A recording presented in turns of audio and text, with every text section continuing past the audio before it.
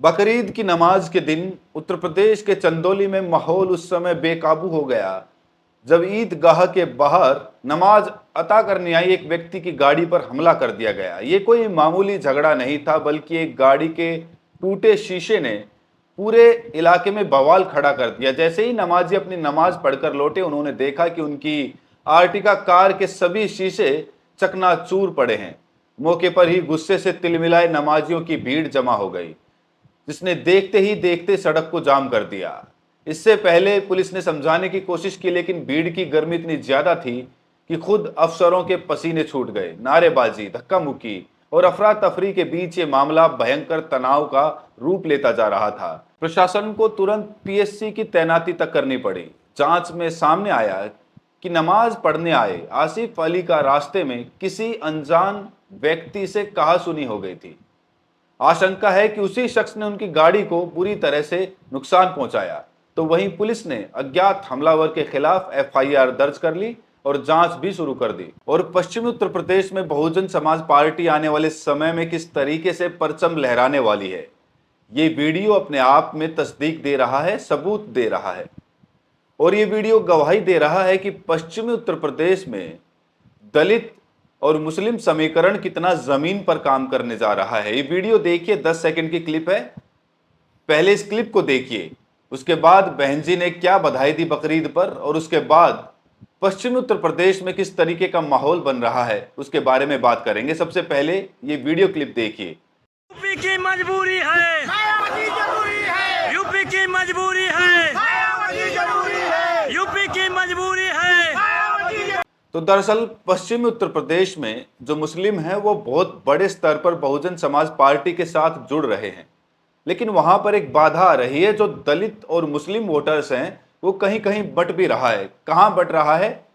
कुछ लोग बहुजन समाज पार्टी के साथ हैं, कुछ लोग आजाद समाज पार्टी के साथ हैं। लेकिन लोगों को ये उम्मीद है कि आने वाले समय में जिस तरीके से नगीना में चंद्रशेखर आजाद को दलित मुस्लिम समीकरण के तरीके से नगीना में जीत हासिल करवाई थी, आने वाले समय में ठीक इसी तरीके से बहन जी के नेतृत्व में पश्चिमी उत्तर प्रदेश की जितनी भी 50 से 60 सीटें हैं, हर सीट पर दलित मुस्लिम समीकरण जो है वो सेट होगा। और उसके अलावा 2027 में बहुत बेहतरीन तस्वीर निकल के सामने आएगी। आज बकरीद का त्योहार था और बहन जी की तरफ से बकरीद पर सबसे पहले देश भर के मुस्लिमों को बकरीद पर उनको मुबारकबाद दी गई। उन्होंने ट्वीट किया, बहन जी ने लिखा, देश व दुनिया भर में रहने वाले सभी भारतीय भाई बहनों व उनके परिवार वालों को ईद उल अजहा त्योहार की दिली मुबारकबाद एवं सुख, शांति व समृद्ध जीवन की शुभकामनाएं। अब ये तो बहन जी की तरफ से बधाई दी गई। उसके अलावा आज बकरीद पर कई सारे वीडियोज आए जहां पर बहुजन समाज पार्टी के लोग बकरीद के कार्यक्रम में शामिल हुए। लेकिन जो वीडियोज आए हैं पश्चिमी उत्तर प्रदेश से, ये बता रहे हैं अपने आप में कि उत्तर प्रदेश में दलित मुस्लिम समीकरण वो बहुत जबरदस्त इस बार काम करने जा रहा है। और सबसे बड़ी खास बात यह है कि अब शायद मुस्लिम मतदाताओं को, मुस्लिम वोटरों को इस बात का एहसास हो गया है कि उन्हें अगर इस समय जो सांप्रदायिक माहौल बना हुआ है, इस समय जो तानाशाही चल रही है और भारतीय जनता पार्टी की तरफ से इस समय जिस तरीके से एक भेदभाव किया जा रहा है दलितों और खासकर मुसलमानों के लिए, दो कौमें सबसे ज्यादा परेशान है इस शासन से, एक तो दलित और दूसरे मुस्लिम। तो अब शायद मुस्लिमों को भी एहसास हो गया है कि क्यों ना, दो कौमें सबसे ज्यादा परेशान है तो इन दोनों को एक हो जाना चाहिए, मिलकर काम करना चाहिए। दूसरी एक चीज और है कि आपको पता है कि संभल में बहुत बड़ी घटना हुई थी मस्जिद के सर्वे को लेकर, जिसमें 5 मुस्लिम युवक उनकी मौत हो जाती है। और पश्चिमी उत्तर प्रदेश में इस घटना ने बहुत ज्यादा तूल पकड़ी थी। इससे पहले जब सपा की सरकार थी तो मुजफ्फरनगर में दंगा हुआ था, और अब भाजपा की सरकार में संभल में इतना बड़ा भाजपा सरकार में कांड हो गया। तो पश्चिमी उत्तर प्रदेश का मुसलमान अपने भले के लिए, अपनी तरक्की के लिए और अपनी सुरक्षा को लेकर बहुत ज्यादा इस समय सोच रहा है। समाजवादी पार्टी में उनको दंगे का सामना करना पड़ा। भाजपा की सरकार में संभल में 5 मुस्लिम युवकों की मौत हो गई। तो पश्चिमी उत्तर प्रदेश में इन दोनों घटनाओं ने अपना प्रभाव छोड़ा है, और खासकर दलित और मुस्लिमों को लेकर। और दूसरी सबसे खास बात यह है कि आपको पता है कि सहारनपुर से पश्चिम उत्तर प्रदेश में इमरान मसूद, जो कि इस समय कांग्रेस पार्टी के सांसद हैं, लगातार वो बयान दे रहे हैं कि आने वाले समय में समाजवादी पार्टी के साथ नहीं, बहुजन समाज पार्टी के साथ चुनाव लड़ना चाहते हैं।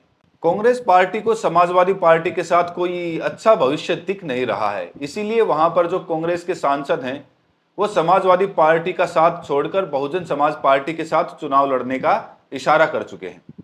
पश्चिमी उत्तर प्रदेश से भी अमरोहा के पूर्व सांसद और इस समय कांग्रेस के नेता कुंवर दानिशली, वो भी बहन जी की तारीफ कर चुके हैं। इसके अलावा राष्ट्रीय लोकदल में बहुजन समाज पार्टी के पूर्व सांसद और इस समय आरएलडी के जो महासचिव हैं मजूब नगर, वो भी बहन जी की तारीफ कर चुके हैं। ये सब चीजें कहीं ना कहीं इशारा करती हैं कि पश्चिमी उत्तर प्रदेश में माहौल बहुत तेजी के साथ बदल रहा है और पश्चिमी उत्तर प्रदेश का मुस्लिम इस बार चाह रहा है कि वो बहुजन समाज पार्टी के साथ जुड़ेगा। तो ये तो हो गई पश्चिम उत्तर प्रदेश की बात। अब इसके बाद बात करते हैं नसीमुद्दीन सिद्दीकी की, जो बहुजन समाज पार्टी की सरकार में एक तरीके से कह सकते हैं कि वो डिप्टी सीएम थे।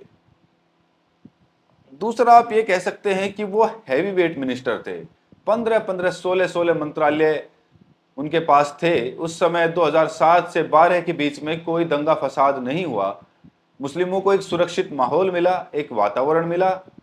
मुस्लिम समाज के कई सारे लोग मंत्रिमंडल में शामिल रहे। मुस्लिमों के अंदर इस भावना का एहसास कराया गया कि सत्ता में उनकी हिस्सेदारी है, उनको संरक्षण है।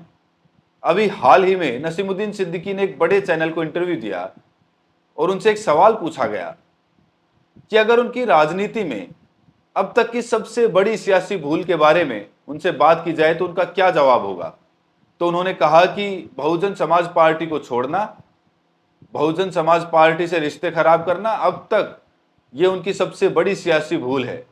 ये सिद्दीकी जी का बयान है। उन्हें लगा कि आज बसपा इतनी ज्यादा कमजोर हो गई है, इससे प्रदेश के मुसलमानों का दलितों पर बहुत ज्यादा और उनका नुकसान हुआ है। सिद्दीकी जी भले ही कांग्रेस पार्टी में हैं, लेकिन सोचते किसके बारे में हैं? बसपा के बारे में। उनको आज भी लगता है कि बहुजन समाज पार्टी से रिश्ते खराब करके उन्होंने गलत किया है और ये कहीं ना कहीं उनका गलत फैसला था। इसके अलावा इमरान मसूद भी हैं कांग्रेस के सांसद, लेकिन गठबंधन किसके साथ करने के लिए कह रहे हैं? बहन जी के साथ। इमरान मसूद भी एक समय में बहन जी के काफी करीबी रह चुके हैं और बहुजन समाज पार्टी में रह चुके हैं।